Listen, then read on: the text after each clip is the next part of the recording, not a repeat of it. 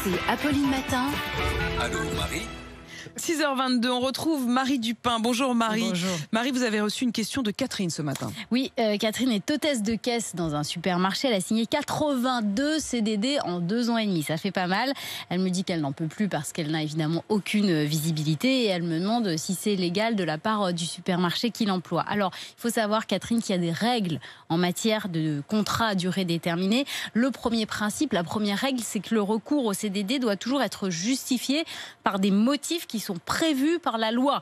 Ça peut être un surcroît temporaire d'activité, ça peut être pour remplacer une personne malade. En tout cas, ces motifs sont bien prévus par le Code du travail. La seconde règle, c'est que le recours au CDD doit être limité dans le temps.